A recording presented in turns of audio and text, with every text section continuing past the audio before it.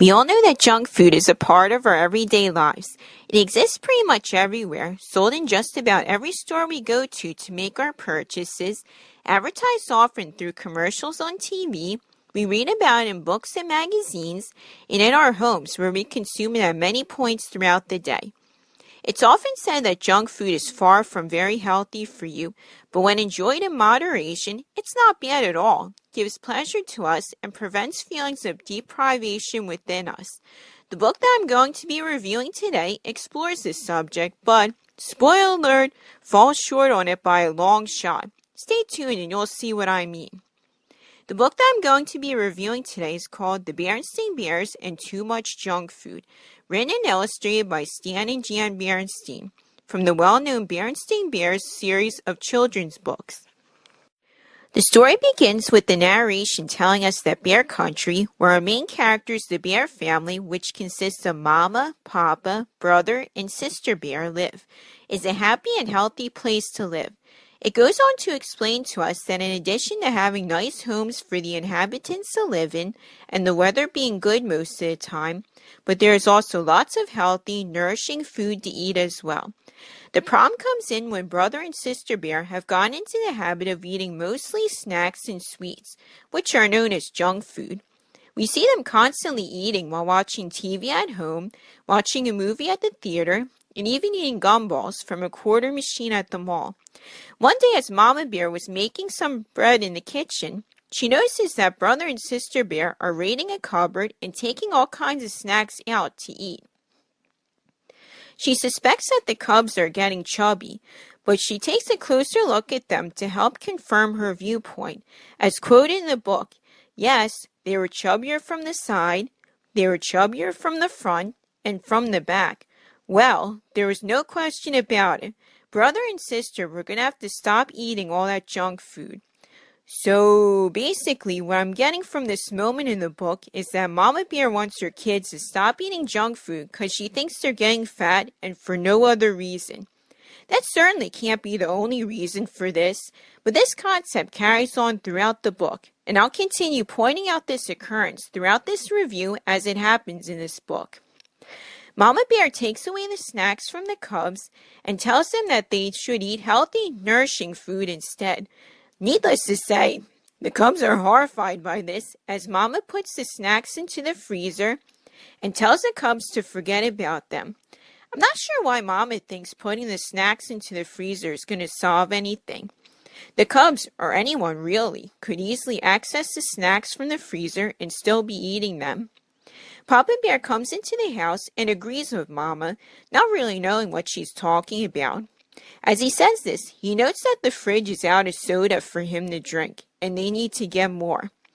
Mama further enforces her proposal by saying that there will be no more soda drinking. Once Mama puts the cubs' snacks into the freezer, 2 packages of snacks fall to the floor, and Papa recognizes them as his.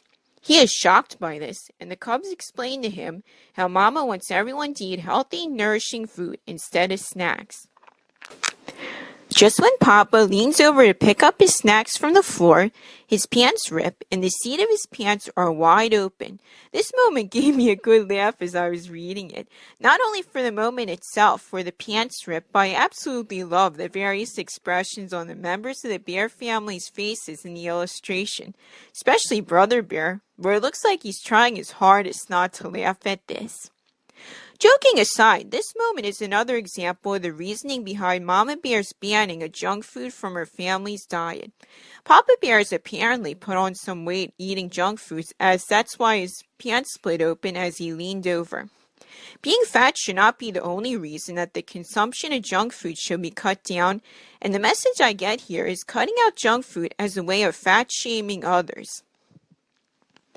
Mama Bear sews Papa's pants back together and points out some other things they should be consuming instead, such as water and fruits and vegetables. The next day, the Bear family take a trip to a local supermarket. Mama Bear stocks up on lots of nutritious foods.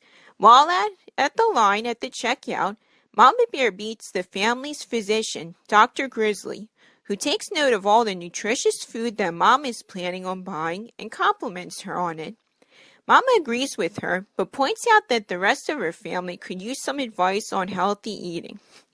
Dr. Grizzly takes a look at Pop and the cubs, who are sheepishly looking at the candy rack in this illustration, and decides that a visit to her office is in order, and asks them to stop by her office the following day. Reading this part of the story, I was amazed at how unrealistic this moment is, getting a doctor's appointment the next day like that. In real life, it's nearly impossible to get an appointment as soon as that. It takes at least weeks or even months in advance to schedule an appointment, given that the doctor has openings available. Either Dr. Grizzly has too much time on her hands, or Dr. Grizzly is in need of patients for any reason at all. The next day, the Bear family visit Dr. Grizzly's office as agreed upon. Brother and Sister Bear are apprehensive about this visit, thinking that this means that they need to get a shot. Mama assures them by telling them she doesn't think this will happen. As soon as they arrive inside the office, Dr. Grizzly shows them a slideshow that consists of various illustrations of a bear's body, including the skeleton, the nervous system, the muscular system, and the digestive system, explaining about each of them as the show goes on. At the end of the show, Dr. Grizzly shows a slide that depicts various foods and how they help the body. I think the addition of the famous food period should have been included as well. At the end of the show, Sister Bear asks Dr. Grizzly why junk food is bad for you.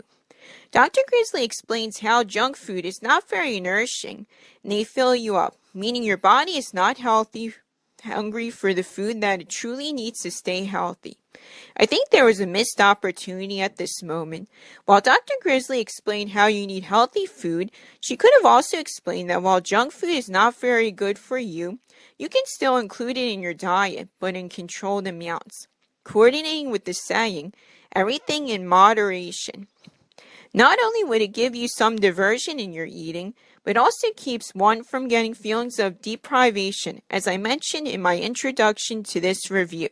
I also couldn't help but to notice how unnecessary this whole doctor's office visit seemed, especially when throughout this slideshow the information seemed so basic that the Bear family could easily find it at their local library, or in our world, you could easily find it in a few minutes by searching on Google.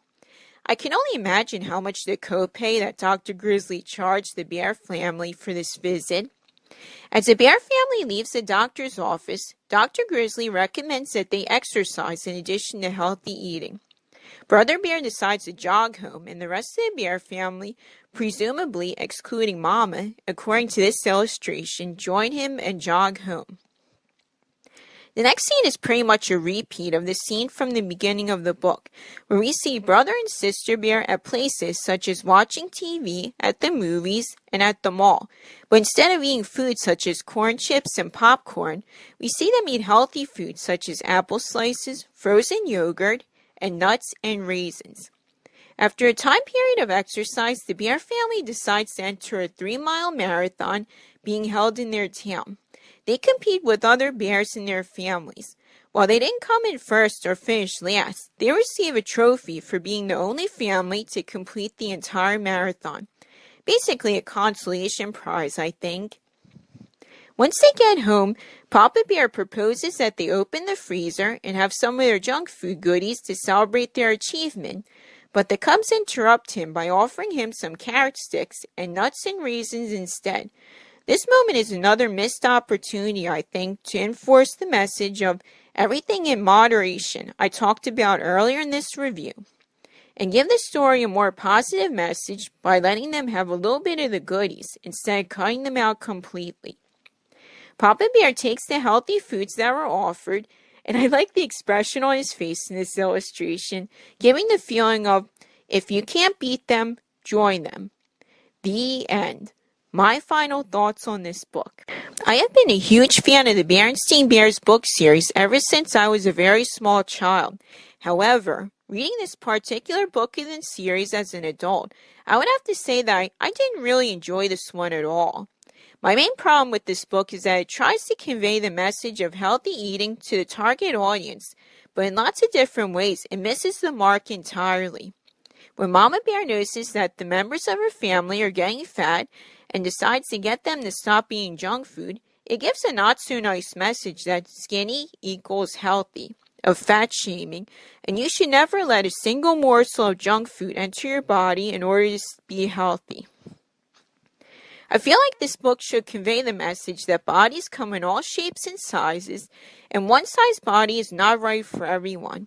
In addition to this, I think the authors should have given more variety of reasons why one should cut down on junk food, such as brother, sister, and Papa Bear experiencing the consequences of eating food in excess, being low on energy at the time, not doing well in sports, having trouble fitting into their clothes, and facing ridicule from the other cubs, or in Papa's case, from other adult bears, to name a few.